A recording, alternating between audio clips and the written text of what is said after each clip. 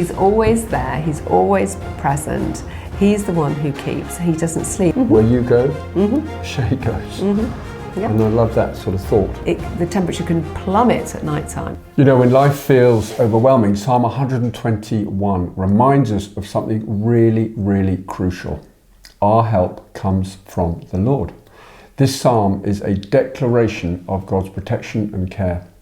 Let's look at how this ancient song brings comfort and confidence in the face of life's challenges. So, hopefully you will have downloaded the short study on Psalm 121, which is a psalm of ascents, which was sung by worshippers going up to Jerusalem. It's entitled, Who Will Help Me?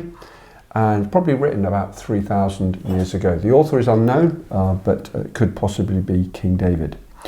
So all you need is a pencil. If you want some colour pencils, that's fine. And let's go through this wonderful, wonderful psalm. So there are times in life when we all need help. But what or who can we turn to in those circumstances? Where is true help found? So we're going to follow the directions so that we can know God deeply and live differently. And the first instruction is that we are to read Psalm 121, and we're going to mark references to Lord, including the pronouns to Lord, such as him or he, and we're going to do that with a triangle. So here we go. Verse 1. I will lift up my eyes to the mountains. From where shall my help come? My help comes from the Lord. Okay, so put a triangle over Lord. And as Nigel said, if you've got a coloured pencil, that would be great. If not, just use an ordinary pencil or a pen, no problem. My help comes from the Lord who made heaven and earth. Verse 3. He, that is the Lord, will not allow your foot to slip. He, mark that, who keeps you, will not slumber. Behold, he who keeps Israel will neither slumber nor sleep. The Lord is your keeper. The Lord is your shade on your right hand. The sun will not smite you by day, nor the moon by night. The Lord will protect you from all evil. He will keep your soul. The Lord will guard your going out and your coming in from this time forth and forevermore. Okay, brilliant. Right, we're point number 2 there. We're to focus on verses 1 and 2, and we're going to read verses 1 and 2, and we're going to mark all references to help with a circle. So if you want to choose a different colour, that's fine. So let's go. Verses 1 and 2 only. I will lift up my eyes to the mountains. From where shall my help? So we're going to circle help. Come. My help comes from the Lord who made heaven and earth. Okay, so we've marked help in verses 1 and 2. Looking at these verses, what is the psalmist asking, and what is his conclusion from these verses? So his question is, where shall my help come from? He's looking up to the mountain. These are worshippers. They were going up to Jerusalem. So he's looking up and he's saying, where is my help going to come from? But his conclusion is, it's not from the mountains. My help is from the Lord. Yeah, excellent. My help comes from the Lord. Okay, so how is the Lord described in verses 1 and 2? So he is the Lord who made the heaven and the earth. So he made the mountains. He's the creator God. So the Lord is the creator of heaven and earth. Yeah. And he's the one who gives help. He's the one who gives help. He's the source of help, isn't he? He's the source of help. Okay, excellent. All right, now focusing on verses 3 and 4, let's read that, and we're going to underline the word keeps. So again, if you want to choose a different colour, please feel free, and let's underline the word keeps. He will not allow your foot to slip, verse 3. He who keeps, so underline keeps, you will not slumber. Behold, he who keeps Israel will neither slumber nor sleep. All right, so in verses 3 and 4, what do we learn about the Lord from these two verses? So we look where we've marked, and we can see that the psalmist says that God will not allow your foot to slip. And you know, in those paths on those days, it was rocky going up to the mountain. So, but God will not allow your foot to slip. That's what we learn about him. And he's the one who keeps. And actually, there's a little insight box underneath there, or not a box, little insight information, which says, keeps means to watch, to guard, and to protect. So the Lord is the one who does that. He watches over, he guards, he protects. But there's something very important else that we learn about the Lord at the end of verse 3 and verse 4. Yeah, he will not slumber. It says, he who keeps you will not slumber, and that is repeated in verse 4. Behold, he who keeps Israel, obviously this is a psalm talking to the people of Israel, will neither slumber nor sleep. So it's emphatic, really, isn't it? It's being repeated. Yes, it is. And we know that that's what Hebrew poetry does. It says one particular line and then it repeats it in a slightly different way on the second line. So the good news is God doesn't go to sleep. Yeah. He's always awake. He's always there. He's always present.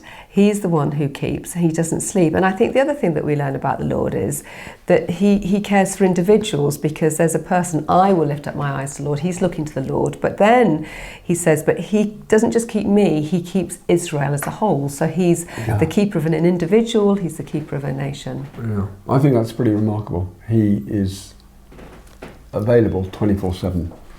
Absolutely, not you're like right. Us. Not like us. Not like us. Yeah. Absolutely. So, do you feel the reassurance in these words? That's the beauty of inductive Bible study. You discover truths that bring comfort exactly when you need them. If you're eager to keep uncovering more of these life-changing truths, consider subscribing. We'll continue walking through the Bible together. Okay, so we have seen some great truths already, just in 4 verses. Let's move on to verses 5 and 6. So we're going to read the verses and we're going to underline the word keeper. So here we go, verse 5. The Lord is your keeper. The Lord is your shade on your right hand. The sun will not smite you by day, nor the moon by night. Okay, so same question. What do we learn about the Lord in verses 5 and 6? So not only does he not sleep, we've learnt that in the previous verses, but here we see that the Lord is your shade on your right hand. So he is keeping, he's your keeper, he keeps you, he watches over you, and he is your shade. He's the one that gives protection, he's the one that gives relief. Yeah. That's what we learn about him. I think, and shade, you know, we cast a shade when we walk around, don't we? And a shade, it's always next to you. Mm-hmm. Where you go, a shade goes. Mm-hmm. Yeah. And I love that sort of thought about that he's your shade. He's there. Yeah, good. Okay, so how does this relate to the sun and the moon?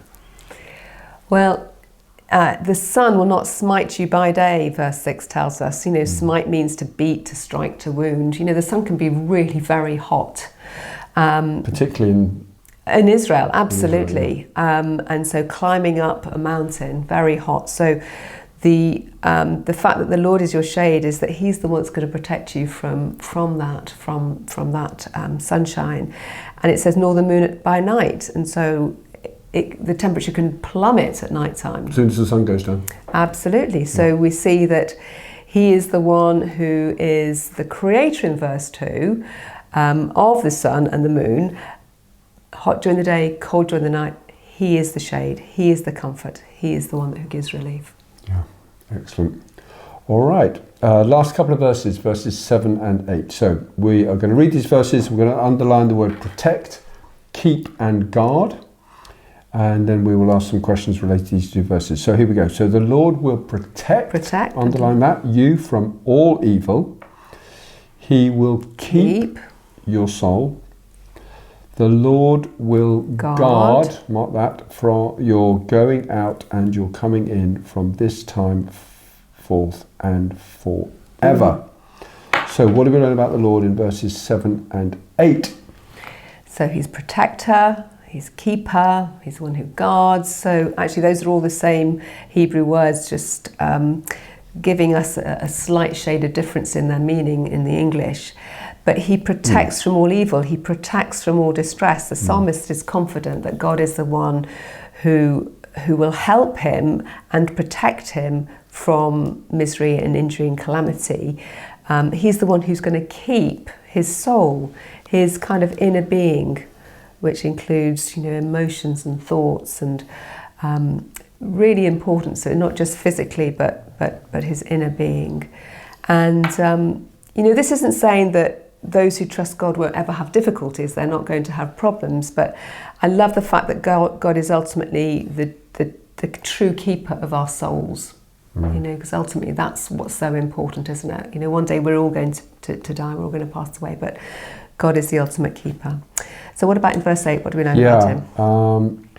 And he will guard your going out and your coming in. Your when you leave the house in the morning, when you come back in the evening, what you're going to be doing throughout the day. Your activities, the events that you're involved with, he's going to guard that. And I think it's a real great reminder for us to pray before we go out in the morning, isn't it? That he does that. But also there's a you could argue that it says you're going out and you're coming in. That could be from when you're a young person to when you're coming in when you're aged. So it could be from young to old.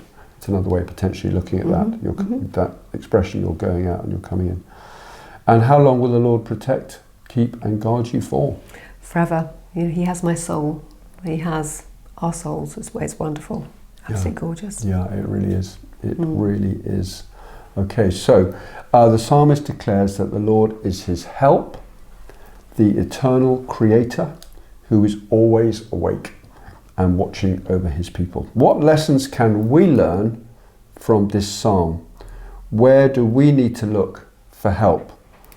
And have you entrusted your soul to the Lord for keeping? So those are what we call application questions. Those are questions that you need to answer. You need to think about, what have you learned from this psalm? Have you learned that God is his creator? Have you learned that he's the one that's made everything? Have you learned that he is the one who is going to protect you from all evil? Are you going to call on him to do that? Think about it. You please answer those questions yourself. And have you entrusted your soul to the Lord for keeping? That's probably the most important question, I think, of all, isn't it? Absolutely.